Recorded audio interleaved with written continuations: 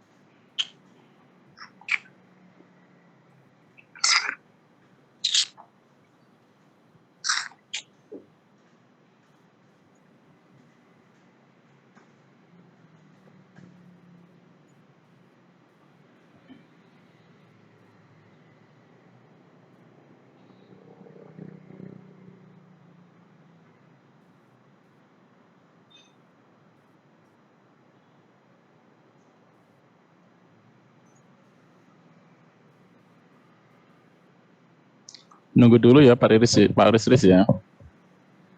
Lanjut Pak, enggak. Siap. Gimana sejauh ini sampai dengan UK6? Banyak ya tadi ya, alhamdulillah pencerahan dari kebingungan yang sangat bingung, tapi lumayan. Hanya tengah prakteknya karena saya memang orangnya visual ya Pak ya. Jadi terkadang harus mencontoh dan melihat seperti apa baru punya gambaran untuk ya mengarang sendiri ataupun membuat sendiri gitu. Nggak apa-apa, aman lah ya. Oke. Tuh. Oke. Saya kemarin, minggu lalu ya di Sumedang. Bukan di Sumedangnya sih, perbatasan. Oh, Jatinangor. Karena Jatinangor. Ada kampus kami juga di Jatinangor 1. Oh iya? Masuknya Kamda, kampus daerah. Oh, iya. Di Setiabudi mau arah ke Lembang. Oh, kalau yang Mas Parisis ada di Setiabudi ya, arah Lembang ya? Oke. Kemarin waktu itu malah juga ngasih kelas di SBM ITB. Oh ya, ITB. Ada kelas untuk dosen umum. Jadi gitu. banyak yang cabang tuh di yang kampus daerah itu banyak di Jatinangor itu, termasuk ITB juga punya. Iya. Di sana. Merger dari kampus swasta awalnya itu. Tapi online sih. Tuh. Saya 11 tahun Pak di Jogja. Di Jogjanya. Oh, oke. Luar biasa ya. 11 tahun di Jogja waktu itu. Masih ngamen ya. Oke. Sekarang gantian saya yang ngamen. Gitu. Baru 2 tahun di Bandung ini. Oh, malahan 2 tahun di Bandung. Ya. Tapi aslinya Bandung kan? Aslinya Garut. Aslinya Garut. Siap. Oke.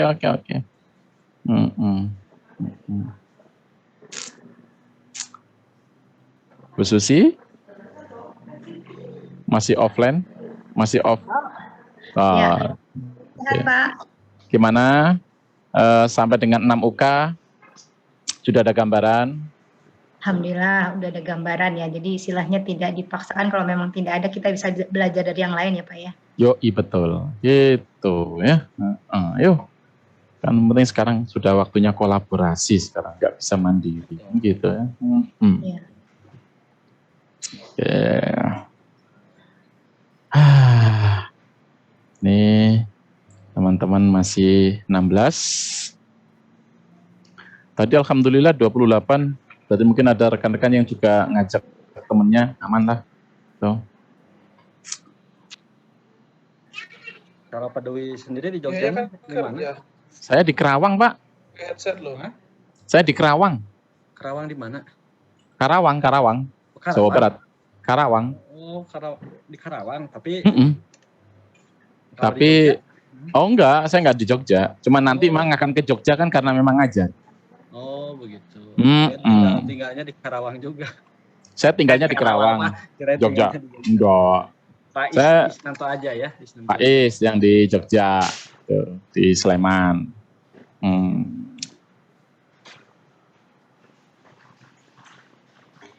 Ini sekarang malah banyak teman-teman yang para mahasiswa-mahasiswanya sudah mulai sertifikasi. Akhir Oktober, insya Allah saya ke Padang. Tapi saya lupa nama kampusnya.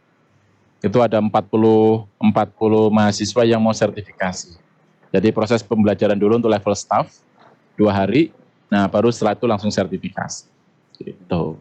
Ini juga memang rekan-rekan kami juga sekarang lagi pelatihan asesor LSP. Good.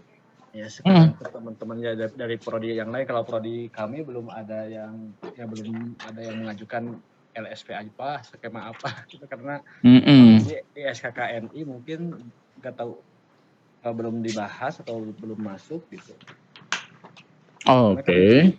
Ilmu pendidikan agama. Di pendidikan agama ya. Tapi kalau cuman kita hanya berpatok hanya kepada bidang yang kita punya, kayaknya nanti amanat kampus merdekanya nggak jalan nih Mbak Ricis. Ya mungkin kan terambilnya oleh prodi-prodi yang lain. Sebenarnya saya ya makanya sekarang salah satunya ikut ke memberanikan diri ikut skema yang berbeda seperti ini. Ya, iya. Setidaknya kita ingin melepaskan dari bingkai ilmuwan basic lah gitu. Betul itu. Makanya kan kalau dalam kampus merdeka berharap bahwa memiliki kemerdekaan di dalam mengambil pilihan keilmuan sekaligus pengembangan dirinya gitu ya, nggak dibatasi hanya dengan ya udah kalau kamu accounting ya akuntansi saja, ilmu agama ya ilmu agama saja, kan nggak kayak gitu. Tapi mungkin dari pimpinan kami yang mengelola LSP UPI-nya mungkin jadi disesuaikan dari prodinya. Jadi kalau public speaking misalkan oleh pendidikan masyarakat, kalau artikel lingkungan hidup oleh IPS seperti itu. Ya betul. Oh, Pak Ricis di UPI-nya ya? Ya, saya di UPI. Oh, oke. Saya sempat ditawarin untuk S3 di sana. Ya. Tapi duitnya yang masih belum ada. Jadi ya nanti dulu dan. Mudah-mudahan depannya. Makanya saya kemarin tuh sempat liar juga Pak Peduli, dari prodi kita itu misalkan karena kemarin musim Covid, banyak yang meninggal, sehingga di rumah sakit sebagai industri itu kan membutuhkan orang-orang yang merawat atau memulasari jenazah, akhirnya ya udah skema perawatan jenazah mungkin begitu. Oh gitu ya. Iya. Bingung ya untuk prodi sendiri, bingung menentukan LSP skema apa gitu.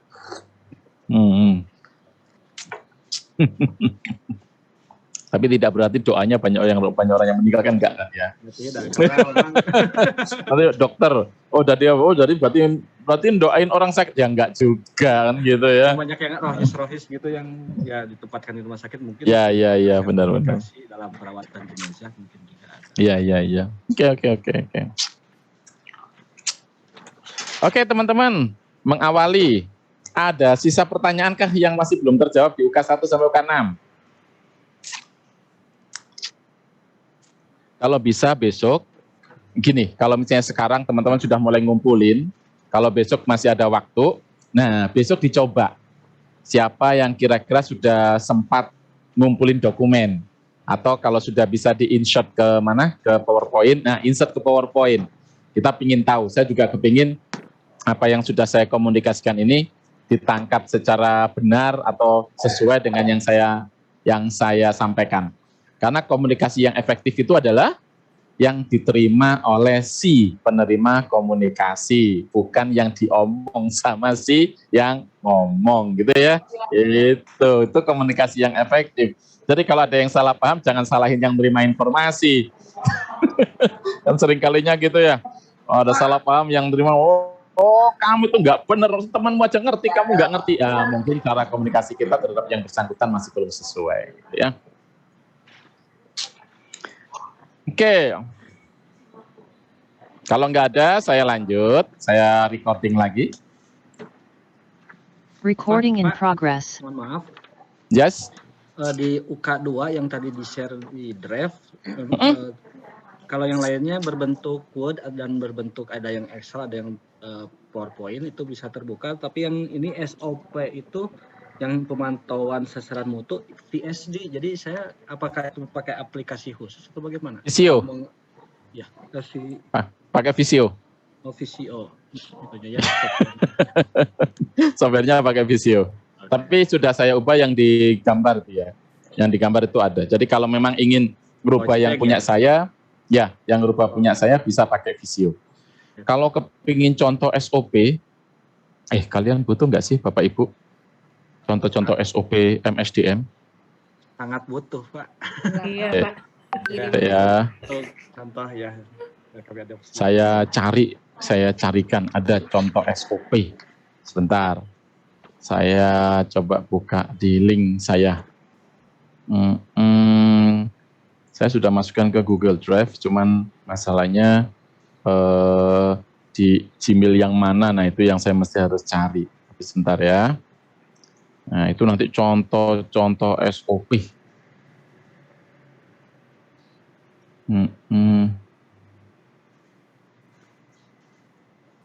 Sorry. Saya masuk ke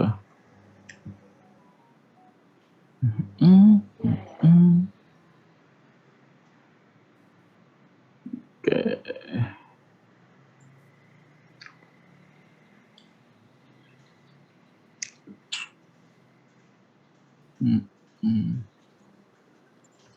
Blueprint.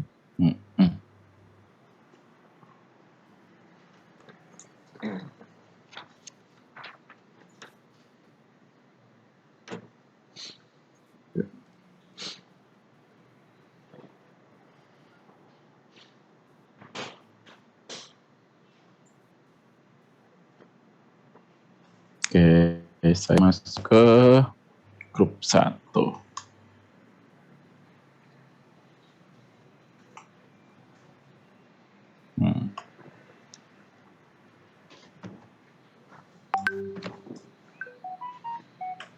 Oke, nah saya sudah kirim di link Google Drive ya. Di situ itu SOP kompetensi, SOP talent management, SOP grading, SOP banyaklah promosi, mutasi dan sebagainya sudah ada semua. Nah, boleh itu dijadikan sebagai acuan. Loh, Cak, ini kan punyanya perusahaan. Kenapa? Emang tidak bisa diadopsi di dunia pendidikan, di akademisi? Bisa tuh. Nah, tinggal alur prosesnya mau bagaimana, nama jabatannya cepat yang berbeda. Gitu ya. Oke. Kita masuk ke UK 7. Ini ngebut ini ceritanya. Saya masuk ke UK 7. Saya sharing dulu, share screen. Saya masuk ke UK 7 itu materi 1. Oke ya. Kalau tadi kita bicara di UK 6 itu tentang mengumpulkan informasi, ya, mengumpulkan informasi tentang kesenjangan kompetensi itu di UK 6. Kita masuk ke UK 7. Di UK 7 mengidentifikasi kebutuhan kompetensi melalui rekam jejak perkembangan bekerja. Teman-teman, di sini kumpulin informasi tentang kebutuhan kompetensi melalui rekam jejak perkembangan kompetensi pekerja. Kalau di UK 6 itu kita bicara umum, bukan perorangan. Kalau di UK 7 kita boleh bicaranya perorangan. Ya, bicaranya perorangan. Jadi kalau bicara rekam jejak, teman-teman harus punya dokumen penilaian untuk karyawan atau pekerja, gitu ya, yang 2 kali periode. Ya, 2 kali periode. Jadi kalau dulu di periode 1 misalnya, tahun 2020 misalnya gitu ya, kemudian ada periode 2-nya 2021 misalnya gitu ya. Nah, ketika bicara 2020 dan 2021 itu kita bicara rekam jejak. Tambah bagus atau tidak tambah bagus gitu loh ya. Nah, dari rekam jejak itu, nah kira-kira alternatif apa yang kita akan lakukan setelah kita melihat rekam jejak tersebut? Itu. Ya. Ada concern? Bu Isti, monggo. Belum, Pak. Oh, Baru siap. join, maaf. Siap. Oke, baik. Nah, teman-teman, jadi kalau di UK7, ngumpulin informasi, kita lihat ya di elemen kompetensi 1. Informasi rekam jejak dan kompetensi pekerja dikumpulkan berdasarkan tata cara penggalian data dan informasi.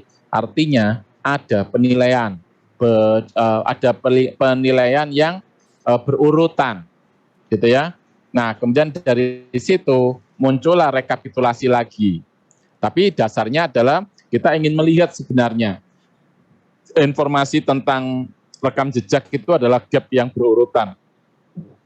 Nanti saya coba lihat contoh yang saya punya ya.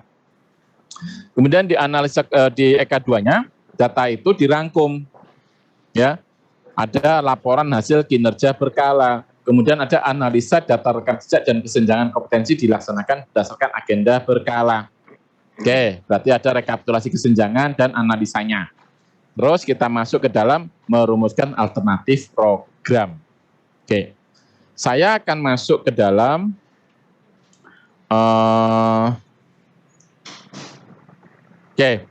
di portofolio. Oke, saya masuk ke portofolio. Dwi, supervisor pelatihan dan pengembangan. Oke, saya masuk ke UK7, teman-teman. Nah, kalau dianalisa, saya buatnya kan gini. Nah, ini kalau memang itu dibutuhkan main simulasi, kita main simulasi ya. Oke. Nah, mengumpulkan informasi. Mengumpulkan informasi dari mana? Nih, informasi saya. Ini hasilnya PE staf personalia saya. Hasil PE-nya staf personalia saya, gitu ya. Di mana dia tahun 2020 di periode Juni sama periode Desember. Kebetulan kalau kita melakukannya adalah per semester, gitu ya. Nah, di periode Juni kita lihat di sini ada gap. Ada gap di mana? Di perbaikan yang berkelanjutan dan kesadaran resiko dan biaya. Kemudian kita lihat di 2020 Desember, gap-nya berkurang. Jadi 1, yaitu kesadaran resiko dan biaya. Kalau yang di perbaikan yang berkelanjutan sudah tertutup. Sehingga hasil penilaiannya masih 80% dari sisi kompetensinya, gitu ya. Nah, di mana di sini ketika kita bicara awal di di periode pertama itu masih ada gap, kita sudah buat rencana perbaikan ya, yang di bawah di sini rencana perbaikan. Kemudian di sini juga ada sudah dilakukan rencana perbaikan. Ini hasil akhir kita munculin tuh. Ya, hasil akhirnya adalah membuat jadwal pelaporan dan fokus pada tindakan. Nah, ini adalah hasil akhirnya yang kita buat.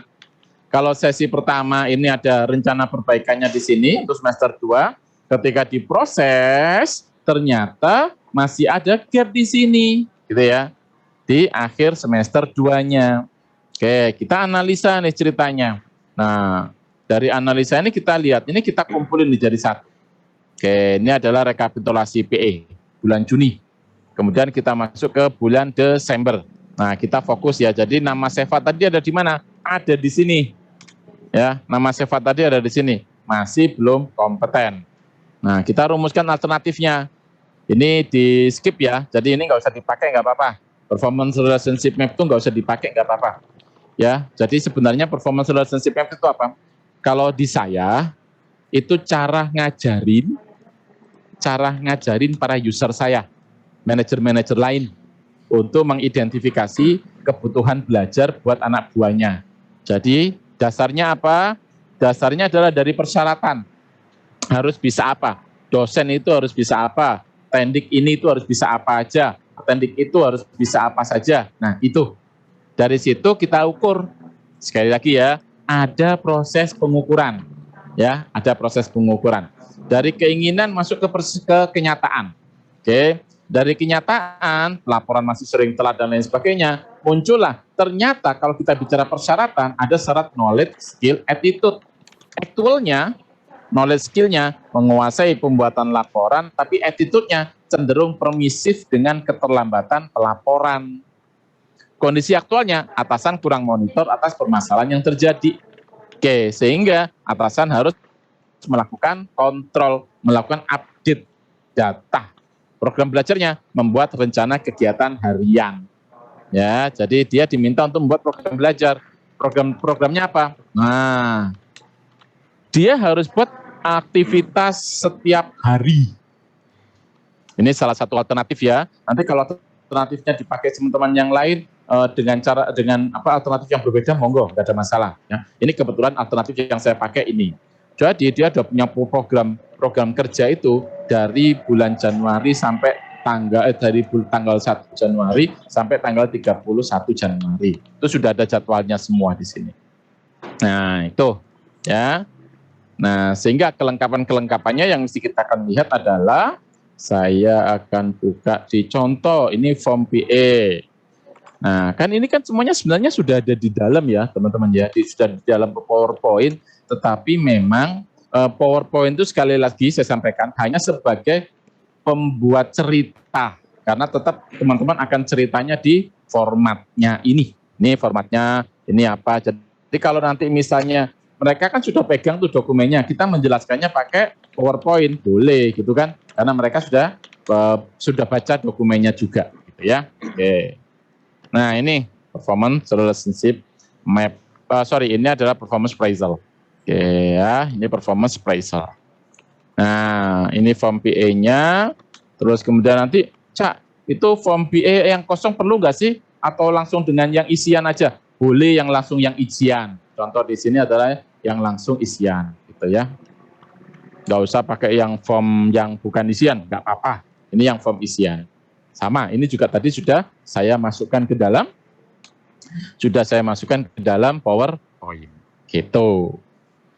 Nah, ini terus kemudian dari proses apapun ada yang namanya tindak lanjut. Tindak lanjutnya ada apa? Tindak lanjut adalah sampai saya punya strategic inisiatif untuk staf personalia. Cak, kalau kami perlukah buat seperti itu? Enggak perlu kalau memang cukup dengan yang lain. Boleh, gitu ya. Mau ada pelatihan, mau ada coaching, mau ada apa gitu ya, silahkan gitu ya. Karena kebetulan karena dia lebih ke keterlambatan itu lebih dari komitmen dengan jadwal, maka saya buat jadwalnya seperti ini. Nah, ini contohnya. Jadi kalau backslash itu adalah rencana, yang kuning itu ya planning, yang hijau, yang V itu adalah actual. Kita lihat nih caranya. Jadi kalau dari sini sampai ke bawah saya lihat, oke, tanggal 2, programmu 15, eksekusi 13, hasilmu 87%. Ini 12, ini 10, 83%. Ini 15, realisasi 13, 87%. Hasilnya di sini 86% dalam minggu ini rata-rata. Terus tiap minggu kita ukur. Sehingga muncul hasil rata-rata di akhir bulan adalah 96%. Nah, ini contoh ya yang saya buat di industri. Teman-teman bisa buat yang mana? Saya mau coba ngintip yang punyanya portofolio yang bukti kompetensi pilihan. Kita lihat UK 7. Oke.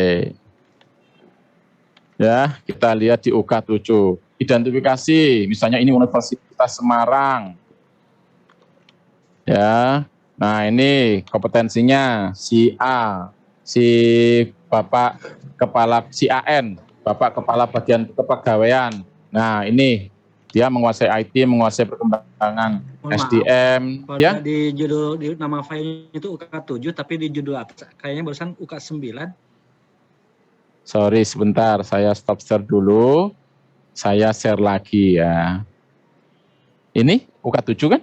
Mengidentifikasi kebutuhan kompetensi melalui analis rekam jejak pekerja. Di atasnya mohon maaf ke atas lagi. Oh, ini UK 9. Ya, jadi mungkin dia dipakai di skema yang lain. Oh, gitu. Dia dipakai di skema yang lain sebagai UK 9. Tuh. Oh, pengamangan. Ya, itu. Oke, ya. Nah, ini mengidentifikasi kebutuhan kompetensi melalui rekam jejak perkembangan bekerja. Nah, ini universitas incumbent-nya AN, ini kompetensinya. Dia udah bisa apa saja data kompetensi. Ini soft kompetensinya. Nih. Terus kemudian rancangan programnya apa? Ini seharusnya bukan rekam jejak, ini identifikasi kebutuhan kompetensi. Jadi rekam jejak itu harus ada 2 periode. Ini hanya 1 periode. Jadi dari 2 periode kita identifikasi kekurangannya masih ada di mana. Baru muncul di sini adalah rancangan program pelatihan dan pengembangan. Itu. Ya, ini ada rencana pelatihannya. Pelatihan di mana? Di keterangan di sini. Oke, keterangan. Oke. Nah, ini contoh ya, ini contoh. Kalau UK6, coba saya penasaran dengan UK6. Kesenjangan kompetensi, dia pakai apa? Oh, hanya identifikasi kesenjangan saja. Hard kompetensinya, metode pengumpulan data kompetensinya, data kompetensi, soft kompetensi, terus rancangan program pelatihan dan pengembangan, hard kompetensi, soft kompetensi, monggo ini bisa dipakai sebagai acuan dokumen juga, gitu ya. Tapi nanti perlu ada kamus kompetensinya di mana, di sini masih belum muncul, ya, kamus kompetensi dan lain sebagainya. Oke. Nah, itu, ya. Baik. Teman-teman disesuaikan ya, apa yang ada di saya, disesuaikan saja dengan kebutuhan yang ada di kampus. Oke. Sampai di sini UK7 ada pertanyaan, monggo. Berarti ada simulasi. Ada simulasi nanti teman-teman. Sorry. Biasanya kalau kelas siang itu udah kopi mesti harus sih. Kalau nggak gitu ngantuk. Oke. Bapak Ibu sambil nyemil boleh loh ya. Nggak usah ditawarkan ke saya juga nggak apa-apa. Tenang aja. Lanjut. Karena enaknya online itu gitu. Ya. Oke. Siap. UK 7 sudah selesai. Ada pertanyaan, monggo. Ayo. Ingat, kalau nggak ada, lakukan simulasi. Kalau tadi melihat rekam jejak misalkan sehingga sampai 96% itu dari per hari ya, karena ada jadwal-jadwal buat harian. Nah, misalkan kalau tidak harian begitu, ya boleh aja. Boleh aja. Mau alternatifnya mau apa dulu? Monitoring mingguan, boleh saja kan gitu kan? Terserah. Ya. Oke. UK7 sudah. Semoga makin jelas. Ya, semoga makin jelas. Oke. Saya masuk ke UK. Oke, UK8. UK8 itu tentang yes. Ini udah masuk kompetensi nih kayaknya.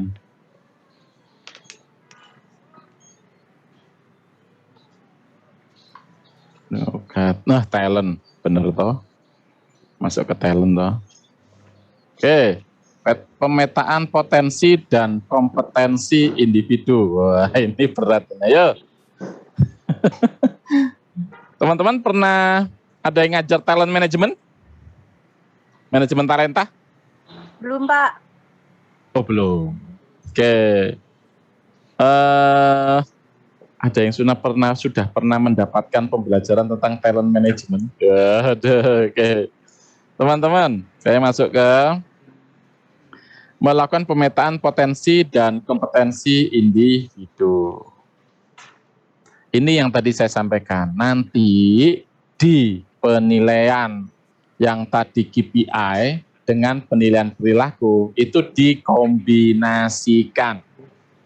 Ya, dikombinasikan. Nah, contoh di sini. Yang harus kita lakukan di awal adalah mempersiapkan peta potensi dan kompetensi, melakukan identifikasi potensi dan kompetensi, melakukan validasi pemetaan potensi dan kompetensi, memutuskan hasil identifikasi pemetaan potensi dan kompetensi individu. Mempersiapkan peta.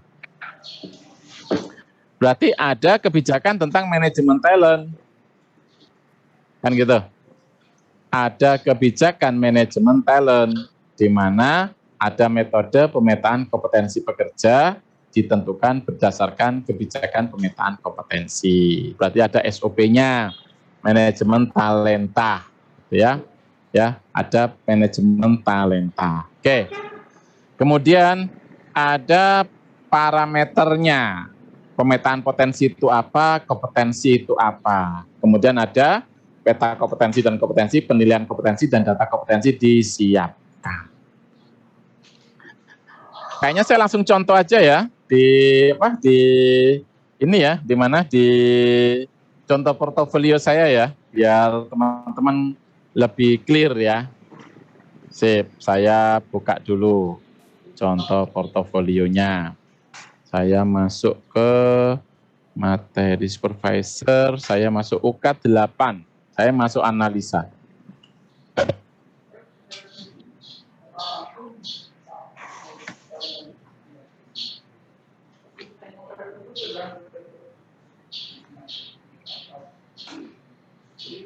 Ya kakak.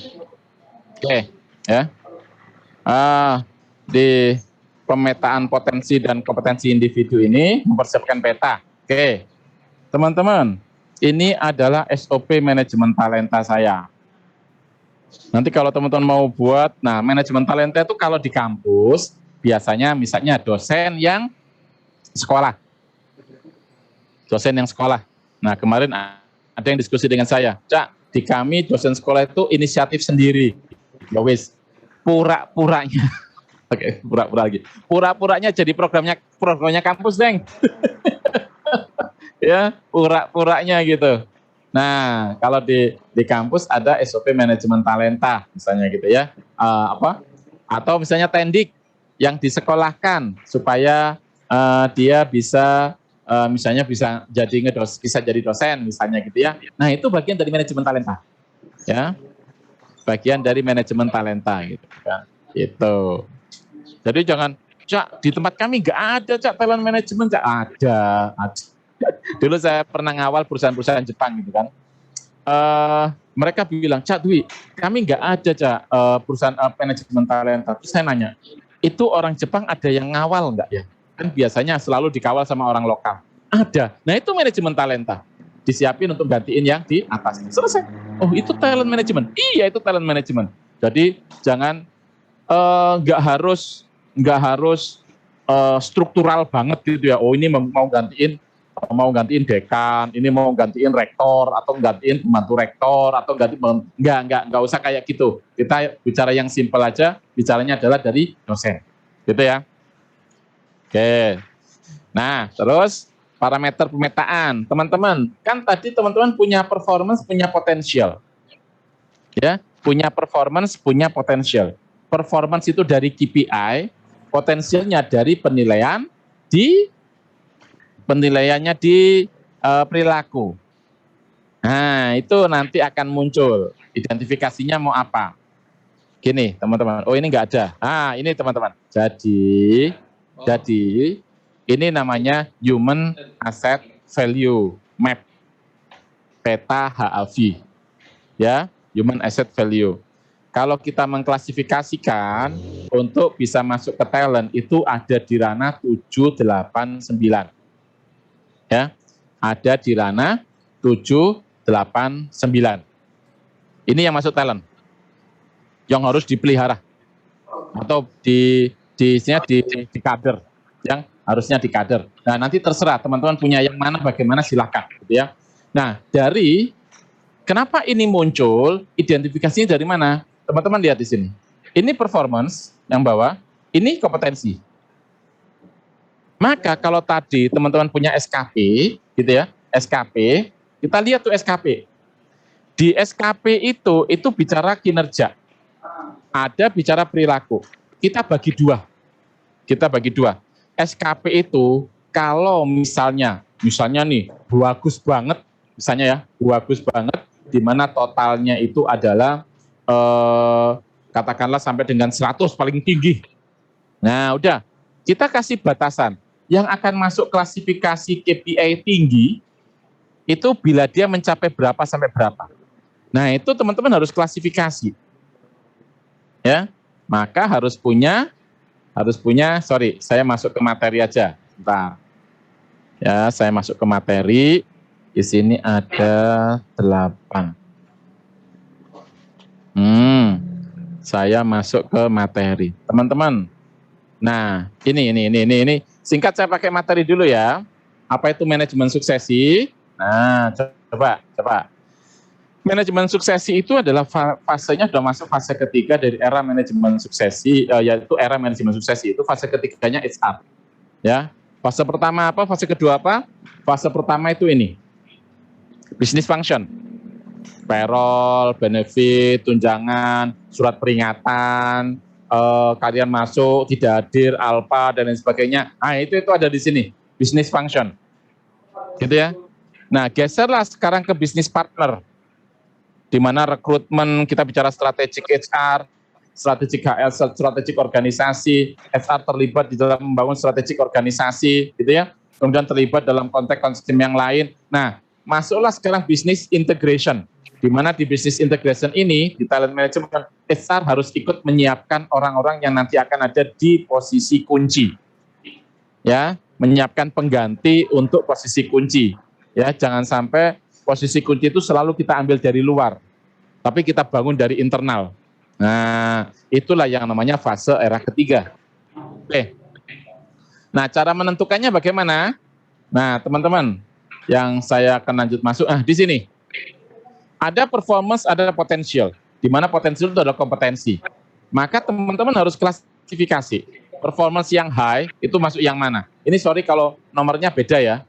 Ini diambil dari yang terkecil ke dari yang gede ke yang kecil gitu ya. Tapi kalau tadi dari yang kecil ke gede, tapi nggak apa-apa, sama aja. Nanti tinggal ganti di angka saja sebenarnya. Tapi klasifikasinya adalah di sini, high performance, high potential itu ada di 1. Ya, jadi kalau kita ngikurnya adalah high performance, high potential ada di 1 di sini atau di kotak paling atas. Kalau tadi contoh saya ada di 9. Oke. Dari sini, kita masuk nih. Tolong abaikan nomor ya, karena nanti ada yang berbeda nomornya dengan yang contoh saya, tapi abaikan aja nggak apa-apa. Tinggal pokoknya yang penting teman-teman tahu, per potensial kompetensi itu ada di sini, yang sumbu Y, ya.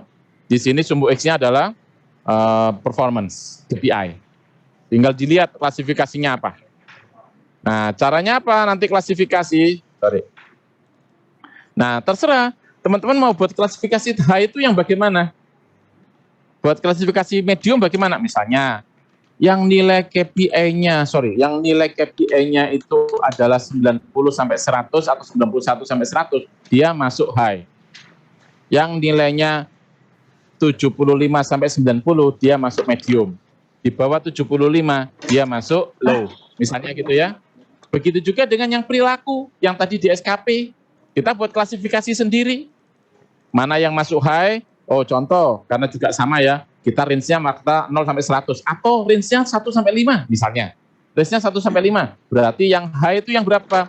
Ya, misalnya kita buat 4,5 sampai dengan 5 misalnya gitu ya. Oh, berarti yang medium 3 sampai 4,4 misalnya. Terus di bawah 3 itu yang low. Boleh-boleh aja, silahkan. Nah, nanti tinggal diklasifikasikan orang-orangnya. Maksudnya klasifikasi orang-orangnya di mana? Maksudnya nanti di sini. Di sini. Nah, ini teman-teman. Ini analisa UK7. Sorry, 8. Ini. Nah, ini teman-teman. Ya. Kan kita tadi sudah melakukan penilaian nih ceritanya. Penilaian potensi. Ya, yang dari perilaku ya, yang halaman kedua, halaman berikutnya tadi. Nah, nilainya berapa di sini? Ada 80 dan sebagainya, bla bla bla, silakan. Terus kemudian kita masuk di kinerja yang KPI, ada nilainya di sini. Ya. Nah, dari sini Jadi ini yang kita akan klasifikasikan ke dalam kelompoknya. Oh, si Ahmad Sarip, performance levelnya dia masuk high, potensialnya masuk medium. Ahmad Rahim, performance levelnya masuk medium, ini potensial levelnya high, gitu ya. Nah, nanti high, medium, medium, high, low, low, medium, low, dan lain sebagainya. Masuklah di pemetaan. Di sini masuk 7, 8, 9. Ini orang-orang yang high performance, high potential, itu di 9. Ya, di 7 high performance, average kompetensi. Di sini average performance, high kompetensi, gitu. Nah, inilah yang masuk dengan HAV. Jadi, kalau kita bandingkan dengan implementasi di kampus, yang akan kita cari itu yang ya mereka yang punya performance bagus, mereka yang punya potensialnya bagus, kan gitu. Atau di atas rata-rata, itu yang kita pakai sebagai acuan. Ya. Nah, itu cara mengidentifikasi talent, teman-teman. Sampai di sini ada pertanyaan, silahkan. Yo. Ini mulai kompleks nih ceritanya nih. Berarti ini selalu untuk pengangkatan jabatan struktural ya, seperti Kaprodi, kemudian mungkin seperti boleh. Prodi gitu ya Pak? Untuk dosen boleh. Mereka yang misalnya kita pilih nih, ada dosen yang kita kasih beasiswa. Oke, dikasih beasiswa, ngitungnya atau ngukurnya dari mana? Kan gitu. Ya. Kalau karena kita sudah punya SKP, ya sudah tak hitung dari SKP, perilakumu bagaimana, potensialmu bagaimana, kan? Potensialmu bagaimana, KPM-mu atau performance-mu bagaimana, kan gitu akhirnya. Jadi ada dasarnya, ya. Ini ada cerita teman-teman pembelajar saya yang di rumah sakit yang di Blitar. Dia kan juga menggunakan SKP ya kalau rumah sakit ya, SKP terus DP3 gitu kan, mereka buat di situ. Terus mereka bilang, Cak, saya baru paham, Cak, ternyata. Loh, kenapa, Bos? Oh, ternyata kalau kita menentukan talent, ngangkat karyawan, promosi karyawan, itu dilihat dari penilaian ini ya, Cak, ya. Loh, lah selama ini gimana? Selama ini, Cak, ada penilaian tak tanda tangani, ada penilaian tak tanda tangani. Wes beres, Cak. Terus hasilnya gaya apa? Nggak dibuat apa-apa, ya udah, ya tak tanda tangani aja. Toh juga nanti dia akan naik jabatan dan lain sebagainya. Bahkan kita punya aturan main gini, tolong karyawan itu dinilai antara 80 sampai 90. Loh, lah aneh toh. Jadi aturan mainnya sudah itu. Pakem ya, paradigma yang muncul adalah pokoknya karya itu dinilai dari 80 sampai 90. Jangan kurang dari 80, jangan lebih dari 90. Lah ngapain kita sediain angka 70, ngapain kita sediain angka 60? Kan gitu. Kalau batasannya hanya 80 sampai 90. Jadi asik gitu loh. Ya. Jadi asik. Dari mereka baru tahu, oh iya Cak ya. Berarti kalau saya nyari orang yang punya talent atau yang memiliki kemampuan lebih, harusnya dari sini ya Cak ya. Saya buat batasan. Angka 100 sampai 90 itu tinggi. 91. Angka 90 sampai 75 itu rendah. Atau medium. Di bawah 75 itu low. Boleh Cak? Loh boleh, bilang gitu. Nanti dilihat orang ini bagus, layak enggak untuk dipromosikan, layak enggak untuk diberikan penghargaan lebih. Itu dari sana. Ya. Itu baru paham Bapak Ibu. Di rumah sakit. Nah, harapan saya, teman-teman pun ketika berbicara mengenai produktivitas, berbicara mengenai kinerja, mengenai menghargai orang, itu dari mana? Dari sini. Supaya apa? Supaya orang-orang bagus kita nggak keluar. Bicara talent sayang banget kalau kita punya orang bagus terus dia keluar. Kan gitu. Nah, gitu.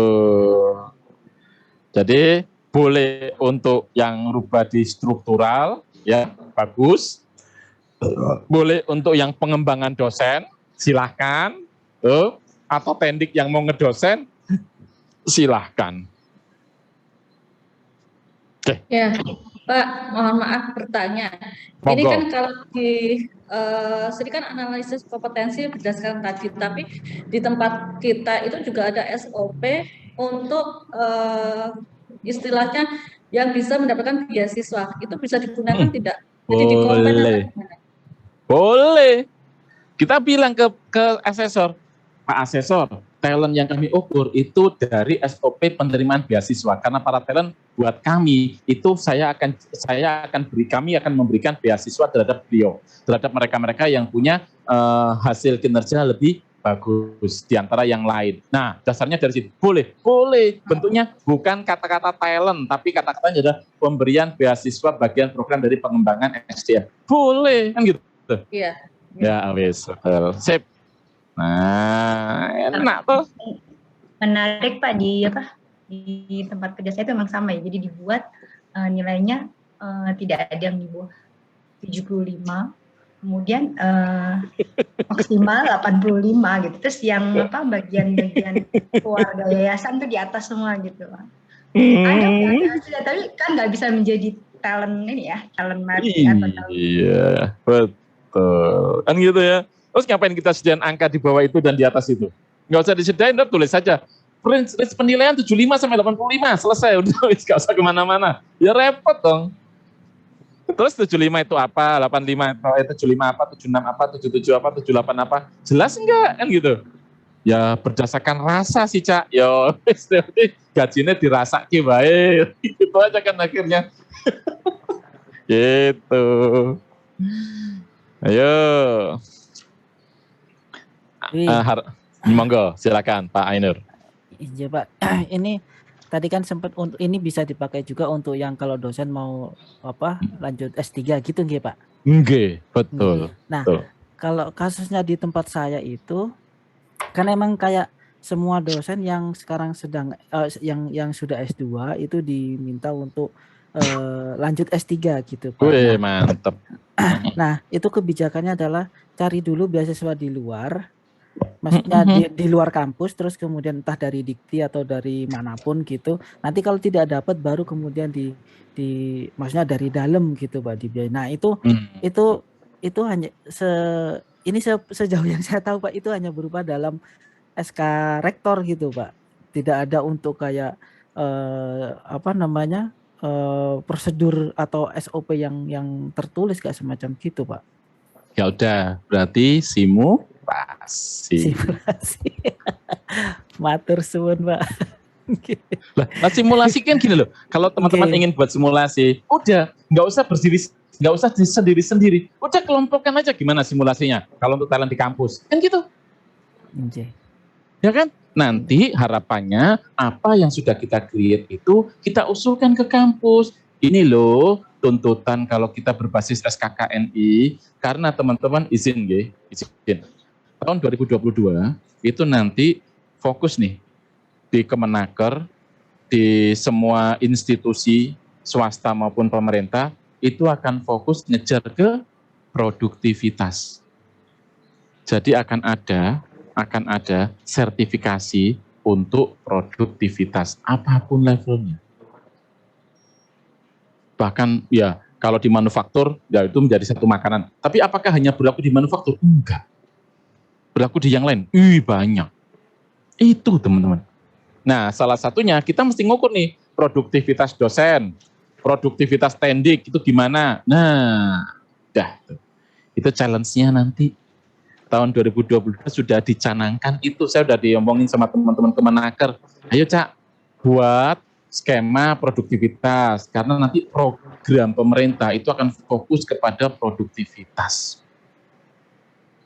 Tuh. Oke, sip. Monggo yang lain. Ayo. Kita udah talent UK8. Alhamdulillah. Yang bingung siapa yang bingung? Ngacungkan tangan. Ayo. Nah. Gimana Bu Valeni? Lagi mikir ini Pak, ini ada sumbernya apa enggak ya UPA 8? Kalau enggak, ujung-ujungnya simulasi nih. Sumbernya ada di SKP. SKP. Nanti buat simulasi si A, si B, si C, hasilnya di performance bagaimana, di di KPI-nya bagaimana, di performance-nya atau di potensial, di perilakunya bagaimana dari sana. Ya. Jadi sebenarnya kalau kita bicara performance management system itu bisa kemana-mana. Dasar dari program pengembangan di sebuah institusi, baik di swasta, baik di kampus, baik di manufaktur, rumah sakit, hotel, adalah dari mana? Dari performance management. Ya, performance management. Di mana kalau kita bicara performance management ada dua, yaitu apa? Yang satu, performance management mengukur kinerja, yang kedua, mengukur kompetensi. Yes, betul. Itu kuncinya di situ. Kalau kita sudah punya SKP, maka mainkan di sana. Ya, mainkan di sana. Itu. Oke, siap. Yuk, tetap. Pak, bertanya lagi Pak. Ini Monggo, terkait untuk pembentukan tim validasi. Itu kan kalau di tempat kami kan semua ke yayasan ya. Itu nanti bagaimana Pak untuk alurnya? Kan dari pihak universitas ke yayasan nih. Ada, udah dari yayasan yang langsung menunjuk atau dari kampus dari langsung yang menunjuk kan selesai Bu. Sebenarnya kalau gitu. Di organisasi manufaktur ya, kalau di organisasi manufaktur kita pilih nih manajer gitu kan. Nah kalau manufakturnya gede kan nggak semua manajer akan kita libatkan. Mungkin ada manajer-manajer yang terkait dengan senior manajer saja. Tapi kalau misalnya ada yang kecil, ya udah all manager aja lah. All manager cuma berapa? Cuma 3 gitu ya misalnya gitu ya. Ya udah kita pakai 3 itu sebagai tim validasi, boleh. Tapi tinggal penunjukan dari mana? Tinggal dibuat aja penunjukan dari atas. Selesai. Pura-puranya buat surat Bu. Pura-puranya penunjukan tim validasi. Itu. Jadi kalau di kampus kan gini. Tempat kita kan biasanya dari pihak universitas nih mengusulkan dari tadi yang sudah ada SOP dan lain sebagainya kan diusulkan ke yayasan. Nanti kan yayasan yang menentukan seperti itu. Boleh. Okay. Ya. Jadi kalau dalam implementasi kampus ini saya mencoba menjadi orang yang sok pinter, tapi nyun sewu kalau salah. Karena saya bukan orang kampus. Saya ngajar cuma 1 semester waktu itu. Habis gitu saya nggak mau ngajar lagi. Kasihan mahasiswanya saya tinggalin. Kalau hari Sabtu saya sering kali ada jadwal di luar gitu ya. Jadi daripada saya langsung ngerubah jadwal, terus saya 1 semester aja. Oke, tapi kebetulan sekarang saya lagi ada di kampus, di manajemen kampus, tapi memang masih belum efektif gitu ya. Karena kondisi COVID dan lain sebagainya, kita juga masih proses untuk pendaftaran dan lain-lain. Jadi sementara masih belum bisa berkolaborasi di sana. Nah, contoh gini. Oke, kita punya program, kita lempar kepada para dosen, kita lempar kepada para tendik. Yuk, saya punya beasiswa nih. Beasiswa, ya, silakan. Dana kami untuk beasiswa segini. Siapa yang akan mengajukan? Oke, yang mengajukan ada, katakanlah nih 20 orang. Nah, 20 orang kan nggak kita ambil semua. Maka kita lihat dari mana? Performance potential. Wah, udah kita lihat potensialnya berapa, performance-nya berapa. Masuk kategori kotak yang mana. Gitu ya. Oke, saya pilih yang kotak 789 aja. Oke, kita punya. Ternyata 789 itu ada contoh 7 orang misalnya. Ada 7 orang. Oke. Nah, 7 orang kita lempar ke tim validasi. Bapak Ibu tim validasi, ini saya punya 7 orang. Silakan divalidasi. Benar nggak 7 orang ini layak untuk didapat? Oh, tim validasi karena sudah ditunjuk sama yayasan sebagai perwakilan yayasan untuk memberikan beasiswa, 7 orang dicek lah. Ternyata apa? 7-7-nya oke, lanjut. Selesai. Itu proses yang bisa diimplementasikan terkait dengan talent management di institusi kampus. Kan? Jadi nggak berarti bahwa itu hanya ada di katakanlah di manufaktur atau di industri. Enggak. Di kampus pun harus ada. Gitu. Oke, yuk. Tanya lagi nih Pak, karena di kita kan banyak programnya. Di kita tuh kan setiap tahun ada juga Pak untuk dosen berprestasi dan tendik berprestasi. Itu bisa dimasukkan nggak Pak? Tapi tetap nanti aturannya kita ngambilnya dari berprestasi itu, hitungannya acuannya dari performance appraisal, dari SKP, misalnya gitu ya. Nah dari sana aja. Oh iya. Saya nggak tahu parameternya dosen terbaik dan tendik terbaik dari mana. Apakah ada parameter selain SKP? Oh, iya, ada sih Pak kalau di tempat kami. Oke. Cuman mungkin coba diklasifikasikan kita triggernya dari performance dan potensial. Iya. Ya, triggernya dari sana. Monggo, kalau ada ketentuan lain, ada yang lain, monggo silahkan. Karena apa? Karena penilai atasan-atasan kami itu menilainya masih banyak yang subjektif, Cak. Jadi kalau ngacu ke SKP saja, itu nggak bisa menentukan yang terbaik. Jadi ada parameter tambahan, boleh. Kan gitu kan? Biasanya ini Pak Dwi parameternya. Kadang sih kalau di tempat saya itu karena masa kerja, itu juga jadi pertimbangan. Ya. Kadang di yayasan Itu yang masih ada yang lebih lama sampai pengabdian 10 tahun. Nah, itu lebih diprioritaskan tuh Pak. Padahal pertanyaan saya nih. Ya, Pak Dwi? Nah, makanya pertanyaan saya gini. Apakah masa kerja itu menentukan orang jadi lebih pintar dibandingkan dengan yang lain? Tidak. Belum tentu. Loyalitas yang Loyalitas oke. Tetapi kira-kira nih, apakah orang yang sangat loyal dengan masa kerja yang sangat lama, dia sangat produktif dibandingkan dengan yang lain? Belum tentu juga, Pak. Belum tentu. Itu. Makanya saya kalau di dalam konsep saya ketika saya mengelola SDM di sebuah organisasi, maka masa kerja tak kasih, tunjangan masa kerja tak kasih, tetapi di luar kinerja. Misalnya, saya cuma kasih misalnya nih kalau masa kerja ya, THR ya, yang 1 kali gaji. Kalau kan orang yang di atas 1 tahun kan 1 kali gaji. Di bawah persis 1 tahun 1 kali gaji. Jadi kalau sudah 36 bulan tak tambahin 5% dari gaji. Tahun. 3 tahun tak tambahin 5% dari gaji. Nanti kalau 6 tahun tak tambahin 10% dari gaji. Gitu aja. Loh, masa kerja tak hitung. Tetapi ingat, bisa jadi gajinya kalah dengan mereka yang baru-baru. Kenapa? Karena yang baru-baru sudah sangat produktif. Lebih produktif dibandingkan dengan yang lama. Oke. Siap Bu Wiwi, monggo silahkan. Nggih. Nuwun, Pak. Monggo nggih, hati-hati, suwun. Semangat. Nah, teman-teman, jadi kalau kita bicara mengenai talent, maka konsep ini kalau di kampus boleh tendik, boleh dosen, boleh struktural. Tuh. Ya. Oke, siap. Wah, ini. Pokoknya keluar dari kelas banyak bingungnya. Yes. Pusing, Makanya Pak. saya sering, jangan kayak gitu Bu, saya bilang ke teman-teman saya, belajar sama Cak Dwi, itu nggak pernah pinter. Itu aja. Belajar dengan saya itu nggak pernah pinter. Kenapa? Tahu 1, nggak tahu 2. Nanti tahu 2, nggak tahu 3. Tahu 3, nggak tahu 4. Ya, itu biasanya kalau sama saya. Ya, oke, siap. akhirnya nggak tahu. Tandanya orang pinter kan gitu, Pak. Ya, semakin tidak banyak tahu gitu. Ya, makanya itu. Kok gara-gara itu muncul ilmu Tai Chi gitu ya. Tai Chi itu kan nggak tahu apa-apa jadi pinter, jadi sakti gitu ya. Jangan atuh ya. Oke, teman-teman, saya masuk ke 9 ya. Saya masuk ke 9. 9, 8, 11, oke 9. Saya share.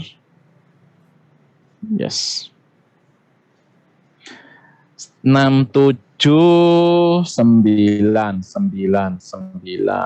Oke. Ini. Menyusun anggaran program pembelajaran dan pengembangan. Nah, pertanyaan saya, Bapak Ibu, punya program pelatihan dan pengembangan kah? Atau ada yang nggak punya? Punya Pak.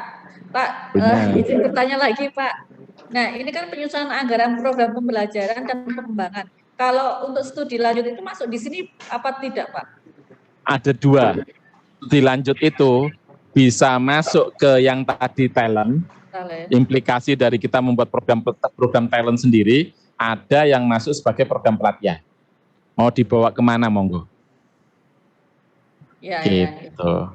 Ya, kan kalau studi lanjut kan tidak semua orang gitu ya, dia lebih ke individu dan memang kenapa dia studi lanjut karena memang ada satu orientasi kenaikan jabatan atau pemenuhan kebutuhan SDM di berikutnya kan gitu ya.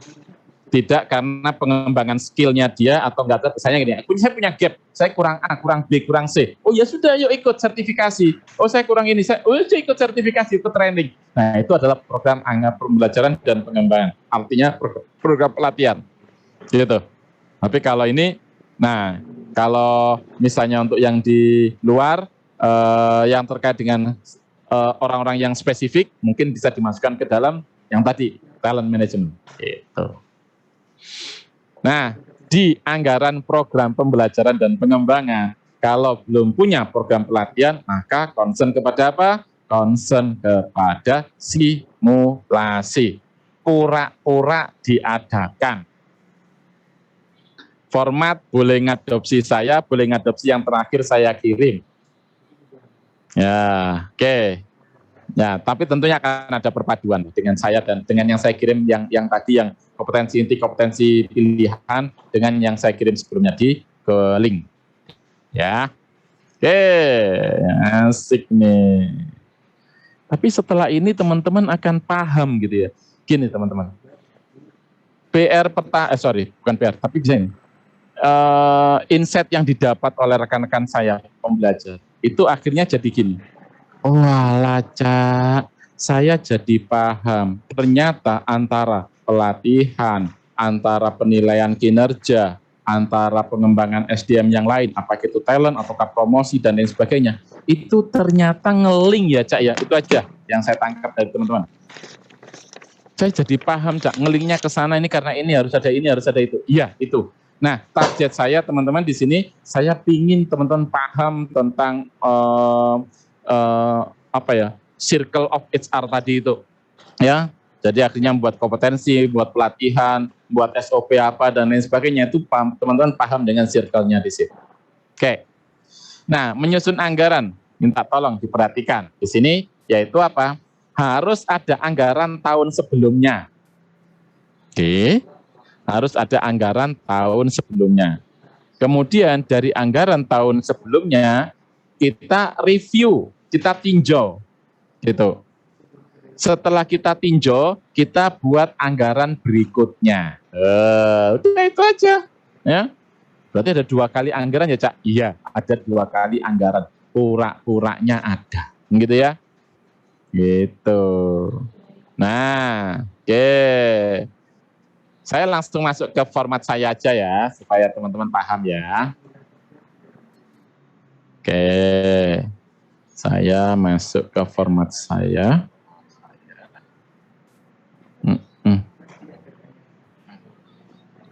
Share, saya buat di share screen. Sebentar. New share. Saya share screen. Yes. 9.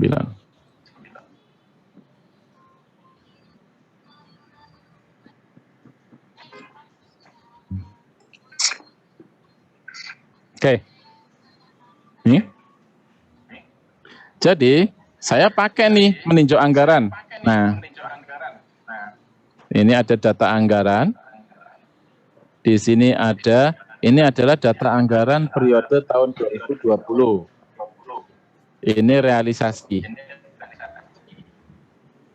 Ya, dari realisasi, kemudian ada di sini laporan pelatihan. Oke. Nah, dari laporan pelatihan di sini ada kita buat di ini kan form pelatihan ya. Realisasi dan non realisasi yang ini rencana programnya. Oke. Saya kok ada suara double masuk ya? Bapak Ibu dengar nggak? Iya, ada double suaranya. Oh siap, ya sudah, sip, monggo, thank you. Nah, sip. Kok saya seperti mendengar suara saya sendiri. Oh, ini Oke. Pak Fuad. Pak Fuad. Pak Fuad mungkin perlu Kedua biasanya Pak Fuad bisa. Oke, sip. Oke, thank you Pak Fuad. Nah teman-teman, jadi ada anggaran di sini, pura-puranya ada laporan pelatihan. Ini ada form program pelatihan saya. Nah, di sini ada anggaran pelatihan 2021, gitu ya. Nah, di sini ada form program pelatihannya, di sini ada rencana anggaran pelatihan. Tinggal ditambahkan aja kajiannya. Nih, ada laporan pelatihan di sini. Nah, laporan pelatihan ada di mana? Teman-teman, saya sudah share laporan pelatihan saya adalah di Word. Nah, nih. Oh, udah masuk sini semua. Ini sudah hijau-hijau. Hijau-hijau itu yang realisasi, nggih. Nah, jumlah 20 ada satu, anggarannya seperti ini, aman seperti ini, gitu ya. Budget lebih rendah, persen, bla bla bla. Nah, ini pemenuhan rencana pelatihannya. Wah, tahu nggak kalau ini simulasi? Ya, ini simulasi. Ini simulasi saya. Oke, nah nanti hasilnya bagaimana, tindak lanjutnya bagaimana.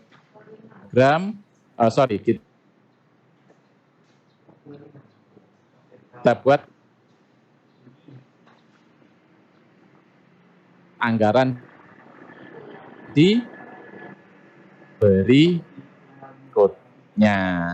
Ini adalah realisasi pelatihan buat anggaran tahun. Nah, oke, selesai. Nah, hasil itu 9. Ada pertanyaan kah? Itu berbagai macam pelatihan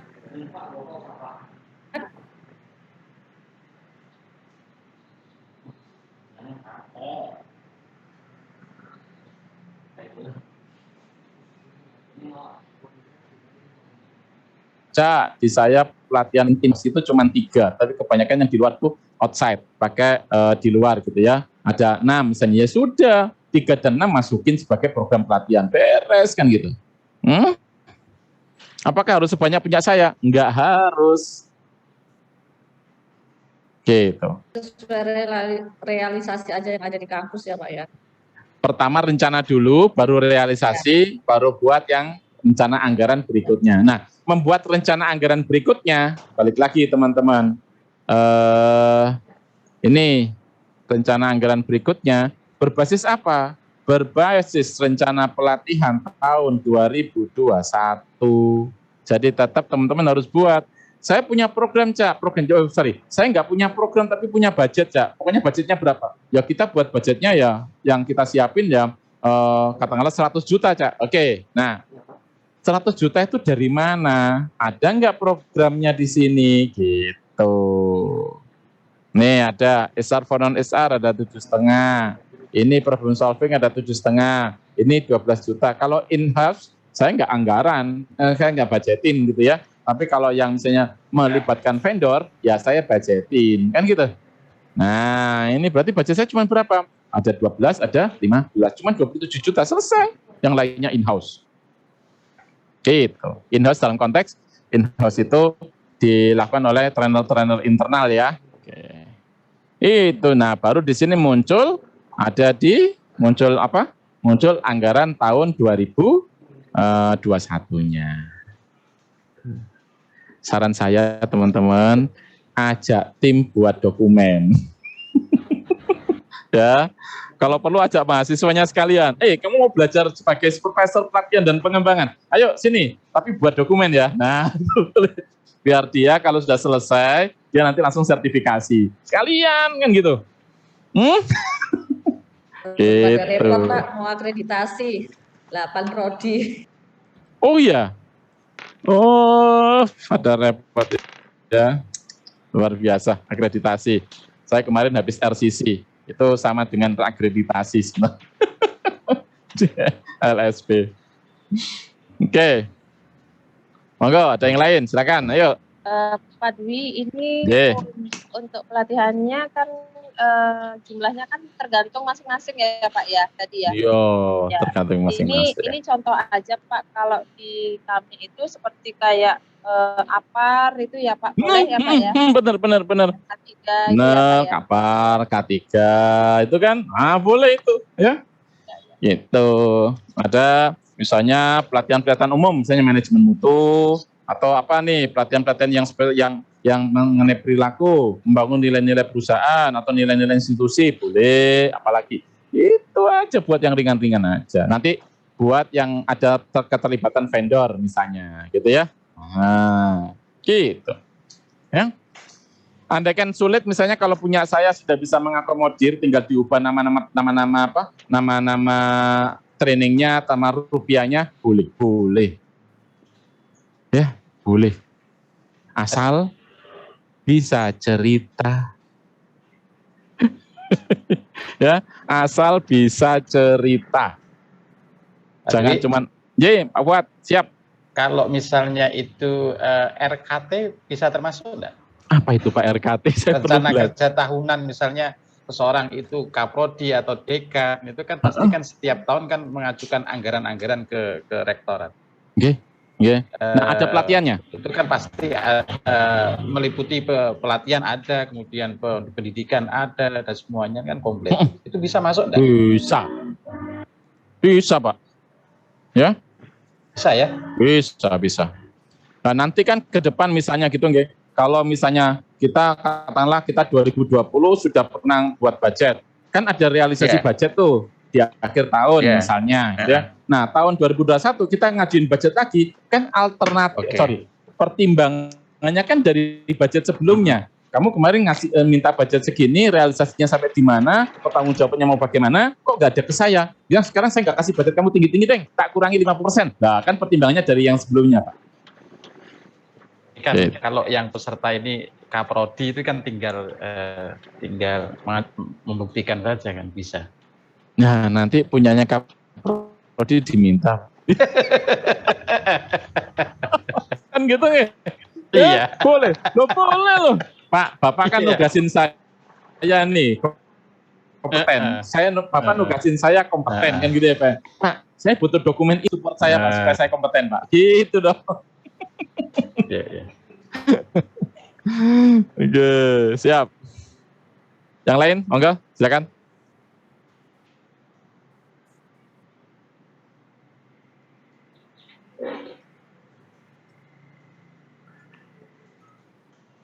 Oke, saya teruskan pesan untuk yang tadi permintaan di ini ya, grup 1.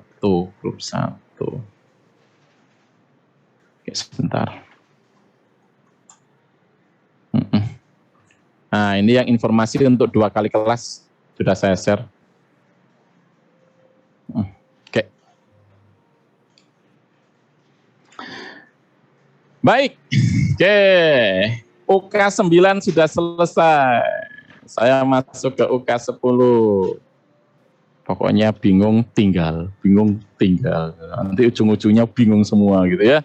Nah, kalau udah bingung semua nanti tanya sana, tanya sini, muncullah yang namanya kolaborasi. Ya, gitu kan. Pokoknya saya tukang provokator aja pokoknya. Yuk, lanjut ya. Saya masuk ke 10. Oke, sebentar, materinya di mana? 10. Yes. 10 itu apa?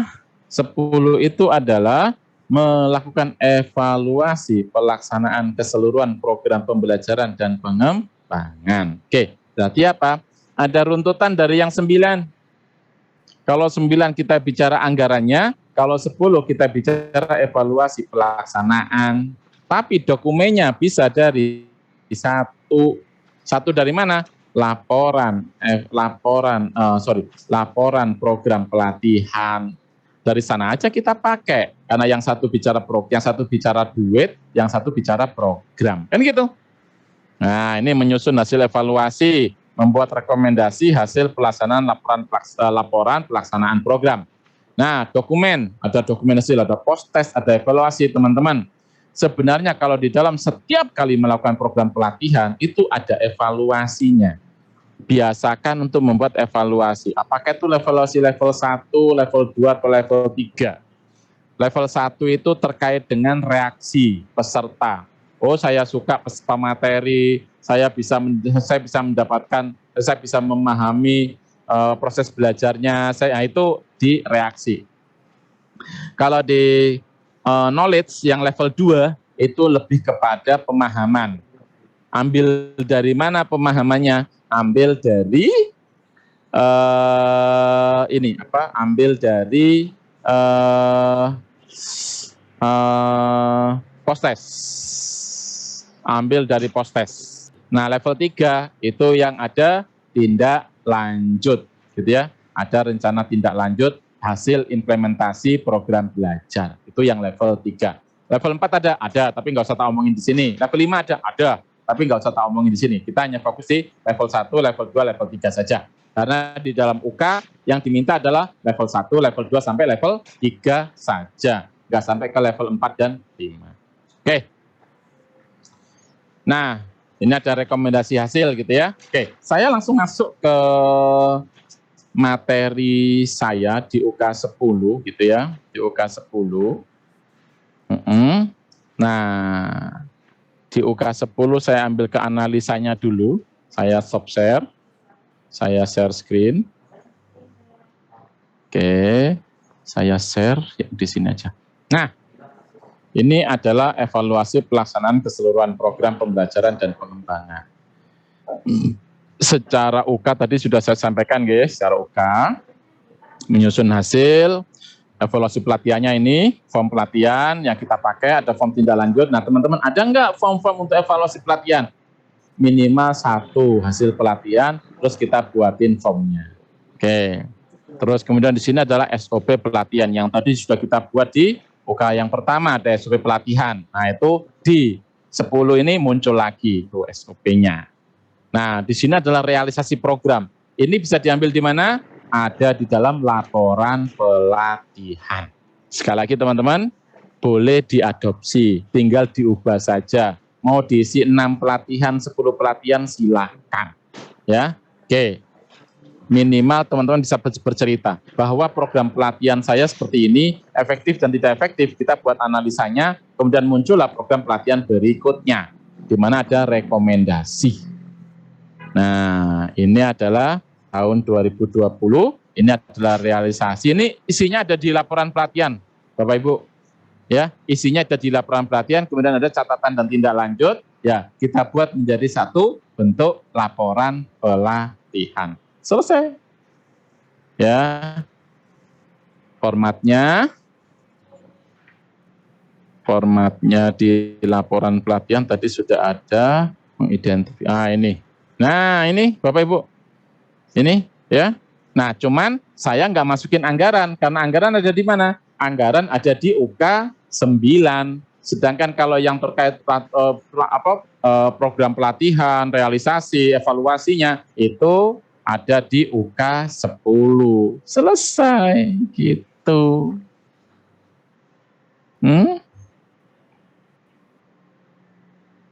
Nah, saya share dulu ya, teman-teman.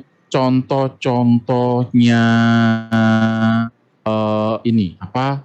Contoh-contohnya contoh-contohnya tak kasih evaluasi pelatihan. Level 1 apa, level 2 apa, level 3 apa gitu ya.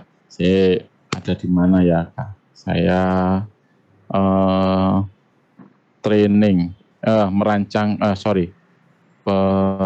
di konsultan trainer ada tentang, level 3.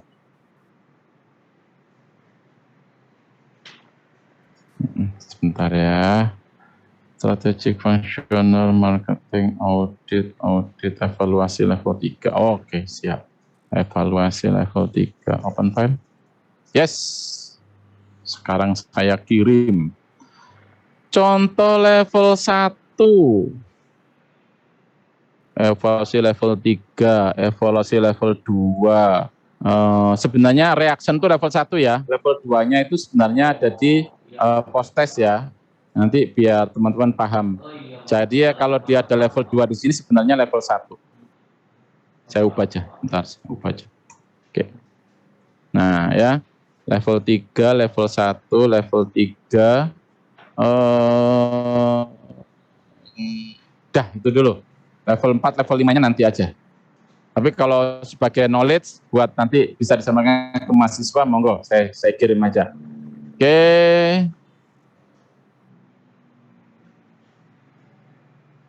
Nah, ya.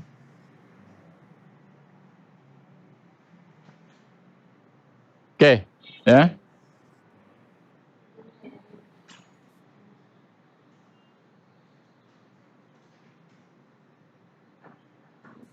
Nah, udah ya, saya kirim ya, itu ada level 1, tapi level 2-nya apa? Level 2-nya post test ya. Nah, kalau itu mau diadopsi menjadi satu format evaluasi di kampus, monggo bisa dipakai. Bisa dipakai simulasi boleh. Contohnya saja di situ. Nah, enak kan? Nah, yuk. Sebenarnya kalau kita mau bisa kok kita kompeten. Tuh. Itu di UK 10. Teman-teman, boleh dong komentar gambaran nanti apa yang akan dilakukan pasca kita belajar hari ini. Boleh dong di-share? Ayo.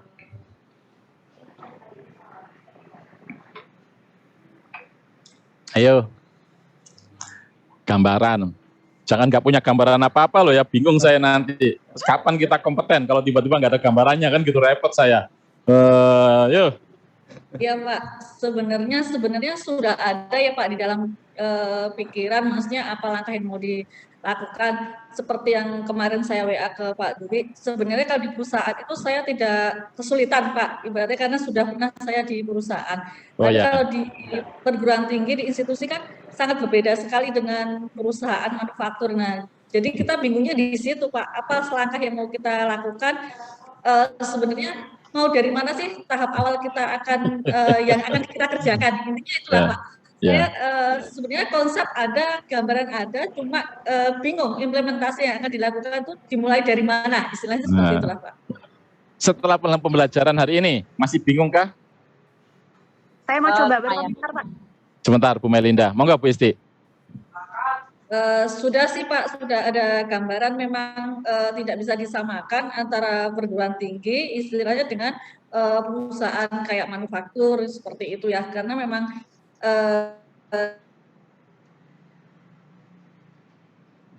tidak semua yang ada itu masuk ke dalam ranah pendidikan, dan ibaratnya background kita dan ibaratnya dasar kita juga tidak terlalu mengacu ke undang-undang ketenagakerjaan seperti itu kan Pak. Ya, betul. Kalau untuk itu ya. Nah sekarang dari apa yang saya sampaikan, kira-kira bisa nggak sih diterjemahkan dalam konteks institusi kampus? Sebenarnya bisa Pak. Sebenarnya apa yang disampaikan sebenarnya semua sudah dijalankan. Cuma kalau di kampus itu belum tertuang, istilahnya seperti itu. Maksudnya ada tertuang, tapi kan tidak semuanya tertuang, intinya seperti itu kan. Karena yang dikejar kan pengajaran ya Pak ya, istilahnya seperti kan kompetensi dosen, kompetensi teknik kan seperti itu, tidak secara detail menangani tentang SDM lah istilahnya seperti itu. Ya. Betul. Oke, thank you Bu Isti. Silakan Bu Melinda. Cak, sebelumnya mohon maaf, ini off kamera karena cuacanya kurang stabil. Tidak apa-apa. Kalau yang saya tangkap, alhamdulillah menjadi ada pencerahan gitu. Jadi mungkin dokumen-dokumen yang belum lengkap di kampus akan saya konfirmasi kembali apakah ada yang sesuai dari UK 1-14, maka setelahnya ketika tidak ada maka kita akan buat simulasi, mungkin nanti diganti menjadi nominal dan formatnya sudah tersedia, tinggal dikerjakan saja lalu membuat PowerPoint begitu ya Cah ya? Ya, membuat PowerPoint itu hanya sebenarnya ya untuk memudahkan kita bercerita ke asesor ya, karena selama ini asesor bilang pokoknya kalau yang ajarannya Cak Dwi mah kami mah udah nyaman gitu kan, karena apa? Karena mereka sudah termudahkan dengan proses yang sudah runtut biasanya gitu. Nah, itu aja. Nanti tinggal ngadopsi, tinggal copy paste saja. Yang format saya dihilangin, ganti format kalian. Udah selesai gitu. Good. Thank you, Mbak Melinda. Sama-sama, Cak. Ayo yang lain. Komen. Pak. Monggo, Pak Aziz, siap. Ya, terima kasih ini Pak pencerahannya.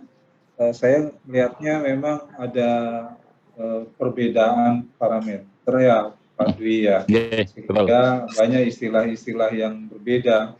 Kinerja dosen kalau di perguruan tinggi kan penelitian, pengajaran, pengabdian masyarakat itu tok gitu. Betul. Yang lainnya sedikit sekali gitu ya dijadikan sebagai parameter. Untuk kegiatan pelatihan dan pengembangan sendiri memang dosen jarang sekali dilatih gitu ya. Dilatihnya mandiri kebanyakan. Gitu ya. Paling ya yang mau serdos paling pekerti gitu ya. Setelah itu sudah selesai, dosen dilepas masing-masing gitu untuk bisa sendiri. Kemudian kalau untuk pengembangan paling yang dosen butuhkan itu adalah dana buat studi. Gitu. Paling gitu saja, selebihnya juga kalau sudah cair ya alhamdulillah gitu ya. Bisa melanjutkan studi gitu. Nah, itu saja.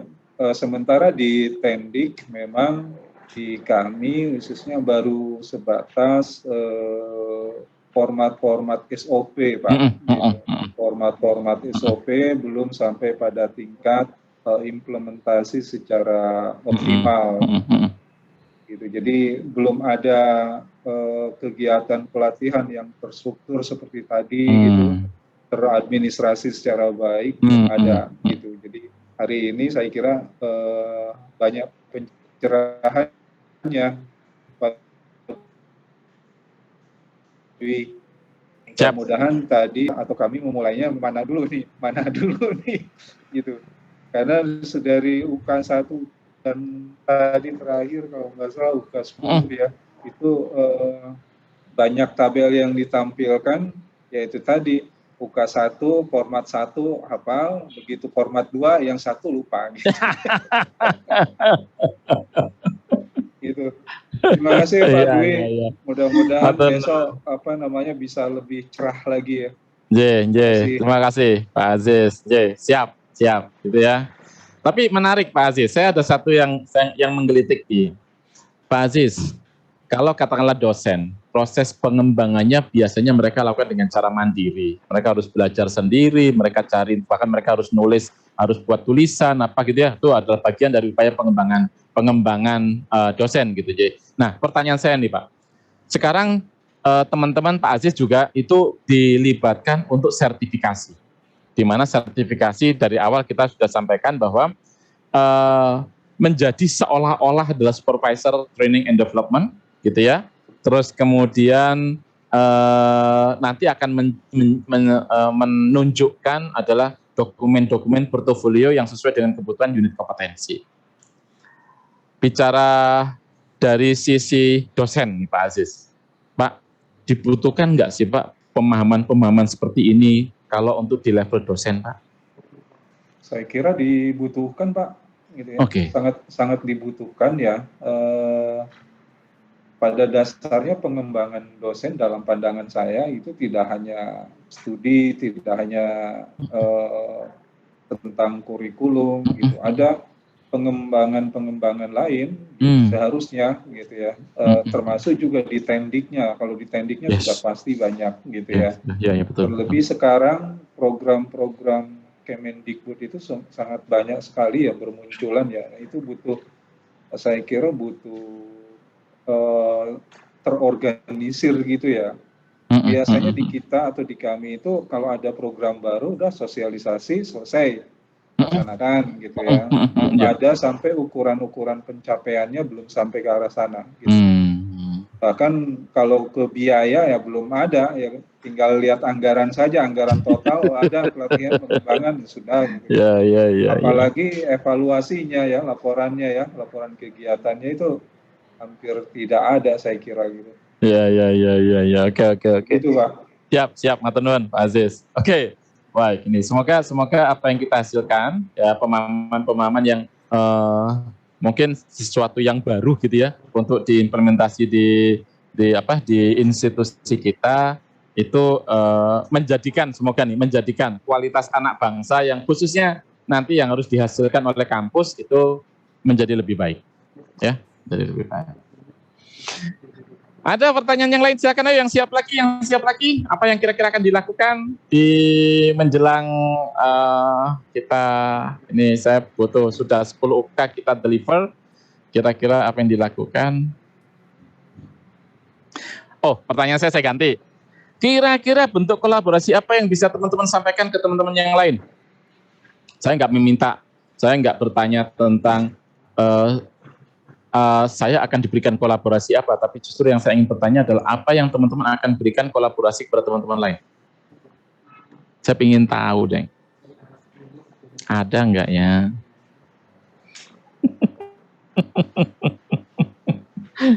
Ini penting. Kalau saya bicara balance scorecard gitu ya di sebuah perusahaan gitu ya, saya bicara balance scorecard. Ada namanya service level. Dimana kalau service level itu, kalau pertanyaan saya, apa yang kalian butuhkan dari departemen lain? Biasanya tulisannya banyak. Terus pertanyaannya saya balik. Apa yang bisa kalian berikan untuk departemen lain? Nah, mikirnya lama, hasilnya sedikit. Biasanya gitu. Nah, saya challenge nih, teman-teman. Dengan niat kita untuk berbagi, dengan niat sama-sama ingin mengembangkan, maka saya challenge ke teman-teman. Apa yang nanti akan kita kolaborasikan dengan teman-teman lain? Pak Dwi. Hadir, Pak Fuad.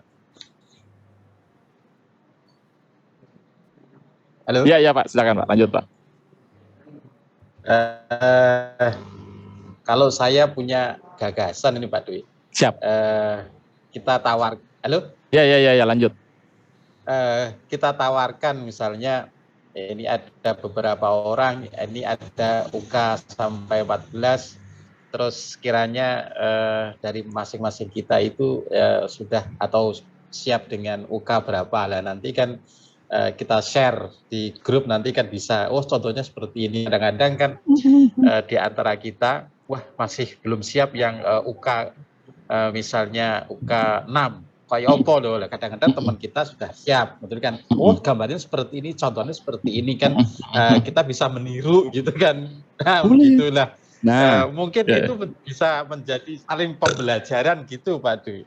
Jadi kan nanti kita ke Jogja itu sudah gambarannya ya sekitar 75% itu jadi gitu loh. Kalau ini inkan itu. Benar, setuju. Ayo, kalau saya sih setuju ya. Teman-teman yang lain, monggo. Ayo. Mungkin dari saya mau siapkan IPA 1. Sudah diawali sama Mbak Susi. Ayo. Baru mau menyampaikan, saya setuju usulan dari Pak Fuad, betul sekali. Itulah bagian dari kolaborasi ya Pak. Nah, teman-teman, Mbak Susi sudah siap UK 1. Ya, nanti ditawarkan di grup UK ya? Di grup ya, nanti tolong mungkin bisa saya coba kalau di grup saya coba awali dengan gini, yang akan berkolaborasi. Oke, satu nanti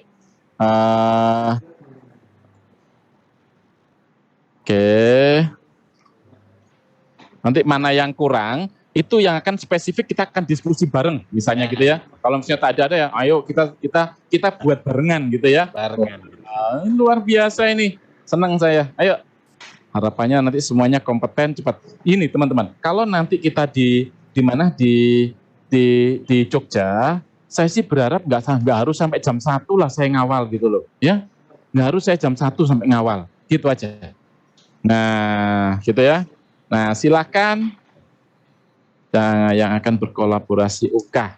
Nah, monggo, Bu Susi boleh ditulis nama dalam kurung UK berapa. Terus siapa lagi nama dalam kurung UK berapa. Nah, monggo, siap. Ayo, seneng saya.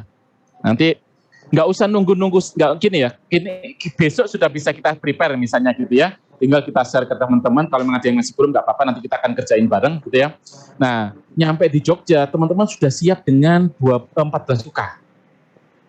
Minimal kalau tadi 80% target saya malah kemarin, Pak Fuad ya, bukan 75%, 80%, sehingga 20% nanti kita kerjain bareng di sana. Sekaligus di situ saya akan belajar mengenai konsep, ya, mengenai konsep eksekusi di portofolio, konsep eksekusi di portofolio. Jadi kita juga nggak malam-malam belajarnya, kemudian masih ada waktu untuk kita simulasi. Wes itu enak. Gitu.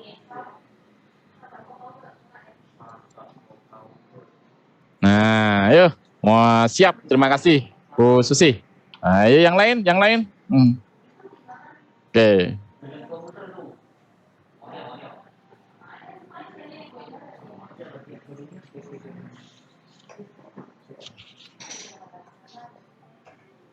Oke.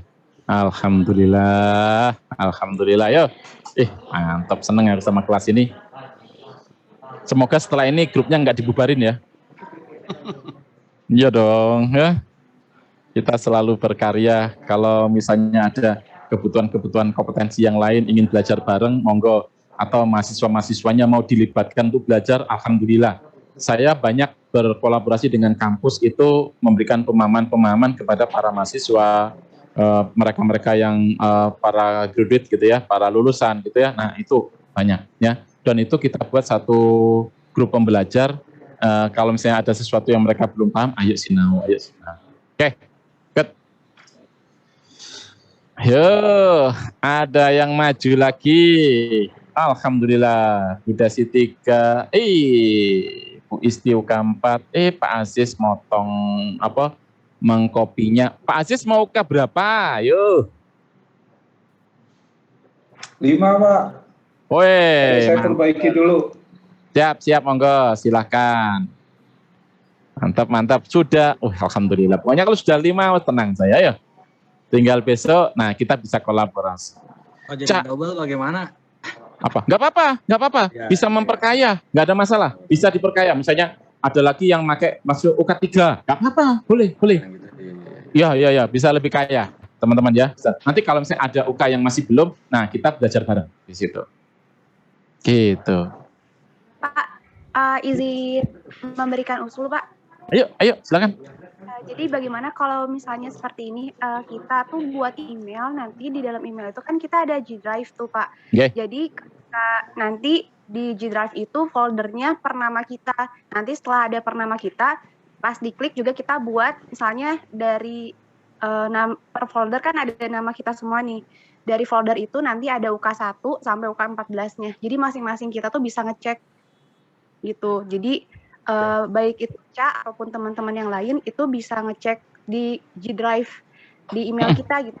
Apa aja yang kurang sehingga nggak numpuk pesannya di WhatsApp bingung ini sebenarnya yang UK berapa. Tapi kalau misalnya kita di G Drive kan bisa lihat pas ngeklik misalnya nama saya Melinda Rahman. Oh, Bu Melinda baru ada nih UK-nya sampai UK5 kayak gitu. Saya ngeklik yang lain, oh udah ada nih yang komplit. Jadi kita bisa ngelihat oh saling kolaborasi nih apa yang kurang sehingga pas di Jogja nanti tuh ya kita harap udah bisa sampai UK14 gitu. Jadi nggak terlalu keteteran. Oke.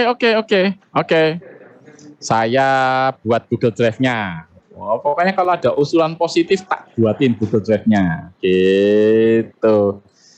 Siap. Saya cari yang saya masih nggak. Oh ini nggak apa-apa. Kita masuk. Saya masuk di sini tak buat. Folder, new folder. Kolaborasi UK. Kolaborasi portofolio grup 1. Sehingga Pak nge-print juga jadi gampang ya Pak. Maksudnya tinggal di drive terus nge-print yang kelompok kita udah jadi lebih rapi. Boleh, nanti tinggal aku gampang koordinasinya langsung dengan si teman-teman panitia. Gitu. Langsung si dokumennya kan udah ada di G Drive. Jadi kita nggak usah pakai flash disk lagi mungkin karena tinggal download aja dari G Drive-nya. Boleh. Teman-teman, saya buatin rumahnya gitu ya. saya buatin rumahnya, dapatkan link. Nanti teman-teman tinggal masukin folder nama ya. Oke, salin link. Oke. Siap. Ada kolaborasi portofolio grup 1. Nah, nanti di situ teman-teman sudah langsung kasih nama, itu bisa diakses oleh semua. Ya, bisa diakses oleh semua. Nah, bagi teman-teman yang merasa bahwa, Cak, dokumen saya ini ada yang confidential, jangan lupa diitemin. Diitemin, misalnya masalah angka, mau diitemin, silakan. Itemin angkanya. Contoh misalnya SOP atau ketentuan tentang haji. Nah, ketentuan tentang gaji itu confidential. Nah, untuk ketentuannya boleh, tapi kalau misalnya itu ada angkanya, nah itu yang dicoret. Ya, jadi dicoret.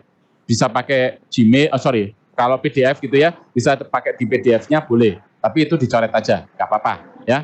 Itu lebih menjaga teman-teman untuk untuk ya tetap kita bertanggung jawab terhadap organisasi kita ya, boleh tanpa harus melempas semua. Tapi prinsipnya kan dari teman-teman kan saya mendapatkan insight, oh formatnya seperti ini toh, gitu ya. Jadi saya tetap menjaga itu. Jadi silakan nanti dimasukkan per nama ya, Bu Susi, Bu Vika, Bu Desi, silakan ada per nama, nanti di masing-masing nama tinggal UK1, UK2 sampai UK14 monggo silakan di input gitu ya. Oke. Sip, mantap. Oke. Nah, ini luar biasa ini. Oke.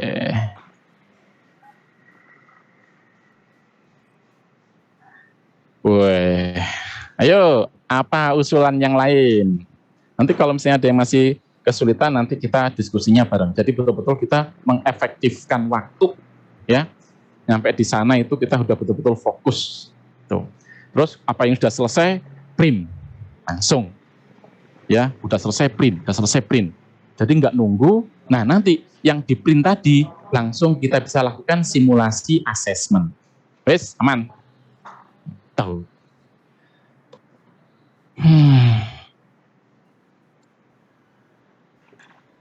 Kalau saya biasanya kalau ngawal seperti ini, contoh waktu saya masih jadi trainernya Kemenaker, mentor pemagangan, koordinator pemagangan gitu ya.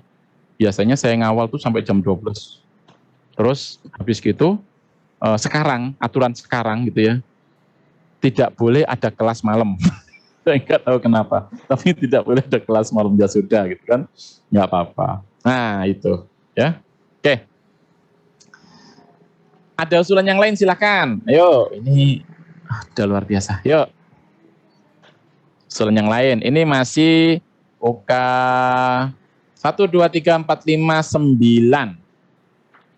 Yuk, 6, 7, 8, 10, 11, 12, 13, 14. Tuh, 2, 3, 4, masih 6. Masih ada 8 UK. Teman-teman, kira-kira ada yang punya ini? Nggak apa-apa kurang. Atau, Cak, saya ada 2, boleh nggak? Boleh, ya. Tambahin aja di 15, nanti 15 misalnya, katakanlah misalnya, Pak Ainur, UK3 misalnya, tulis saja di nomor 15, tapi tulis Pak Ainur UK3, gitu kan. Nah, itu boleh. Nggak apa-apa, teman-teman. Kita namanya sharing sama-sama belajar. Bismillah. Oke. Nggak sulit kan? Nggak sulit. Kalau kita bisa kolaborasi, kita nggak sulit. Prinsipnya nanti kita bisa cerita, nggih. Makanya, untuk bisa memastikan cerita, biasanya saya bisa dapat insight-nya dari simulasi. Teman-teman juga bisa belajar. Oh, ternyata simulasi itu seperti ini toh. Oh, nanti kalau ketemu asesor itu seperti ini toh. Nah, itu ya. Saya asesor yang paling kejam. Enggak, Deng. saya asesor yang paling teliti biasanya. Jadi, saya kebetulan alhamdulillah saya nggak ngakses di sini ya. Nanti saya ngakses di kelas sebelah. Yes. Untung nggak ketemu Cak Dwi, untung ketemu belajarnya sama Cak Dwi gitu ya. Oke.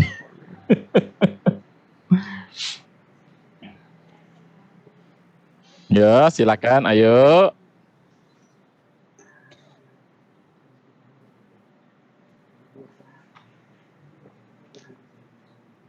Ayo. Ada lagi.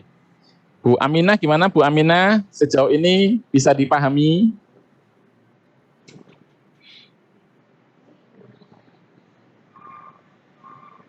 Mas Andri, gimana Mas Andri sejauh ini?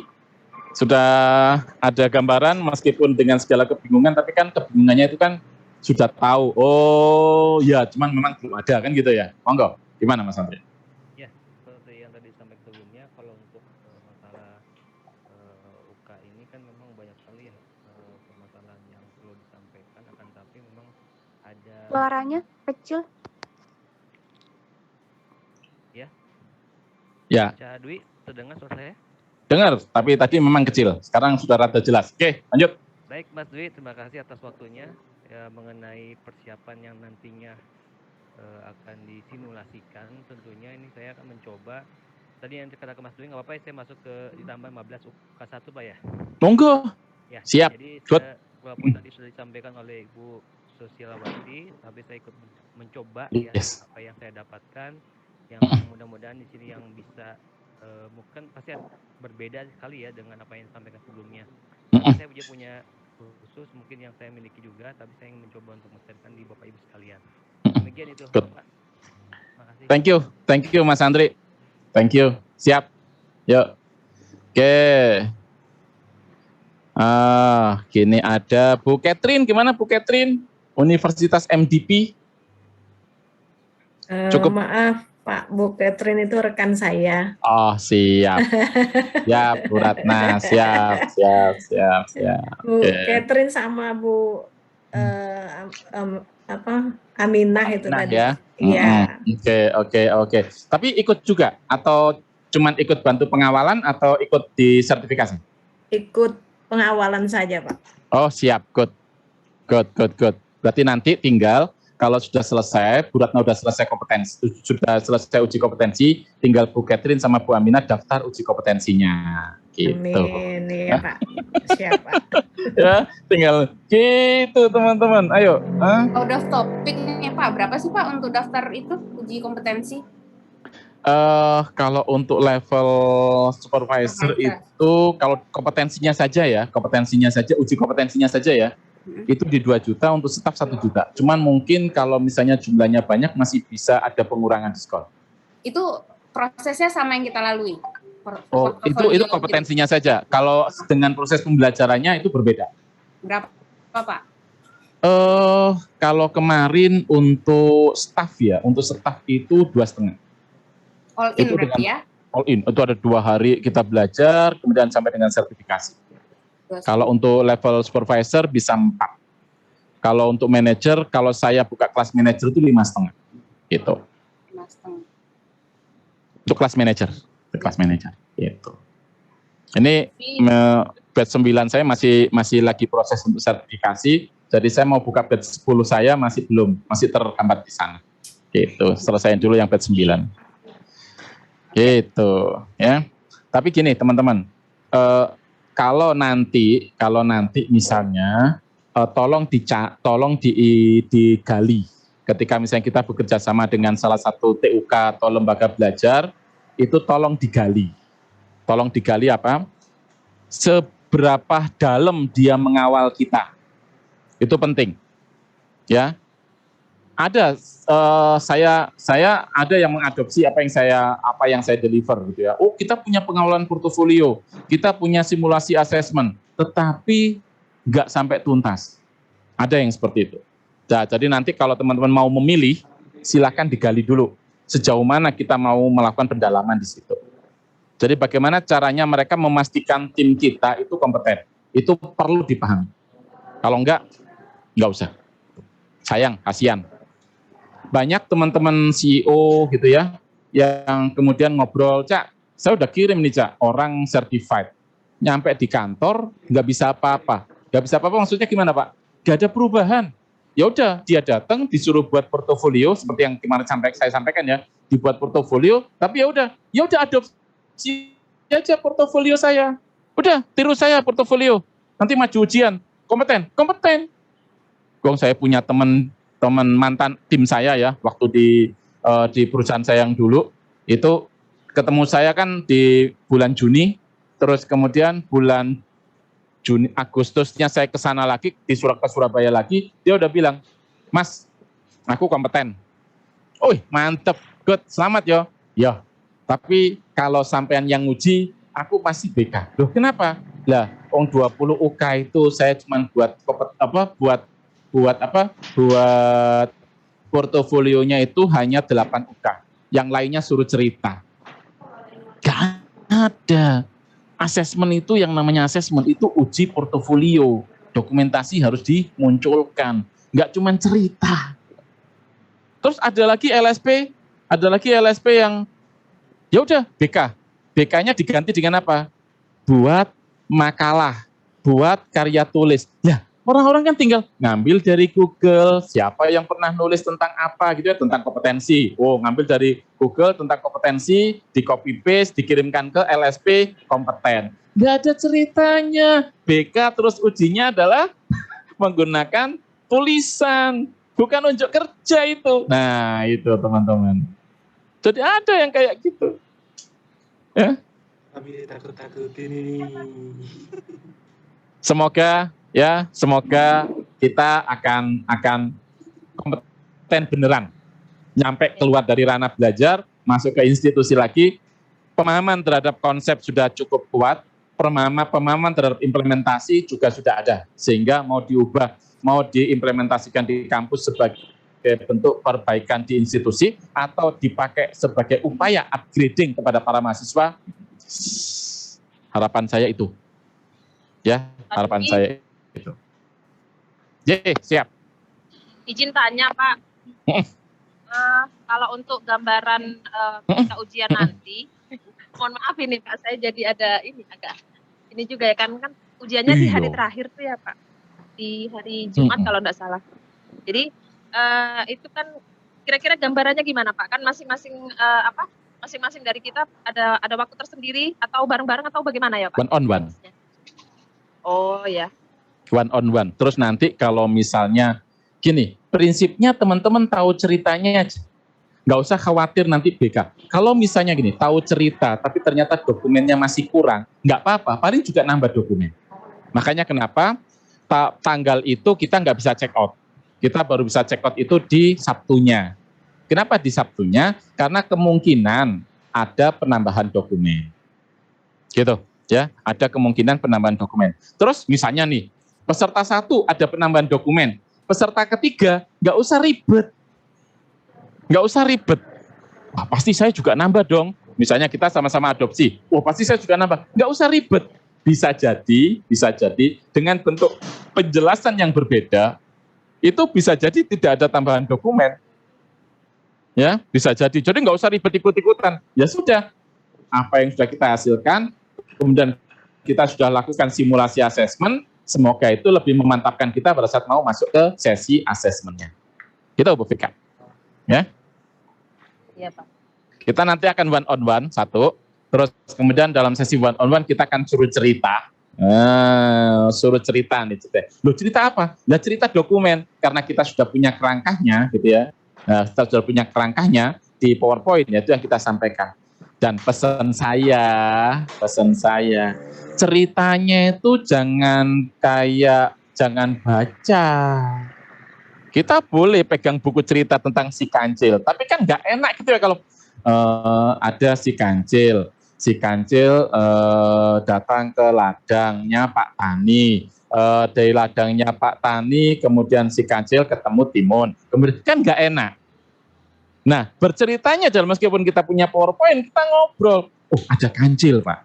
Nah, kancil ini itu lagi jalan-jalan ke kebunnya Pak Tani. Lah tiba-tiba, nah kan gitu kan lebih enak cerita kayak gitu daripada sekedar baca. Nah, ini teman-teman nanti dalam simulasi kita akan latih.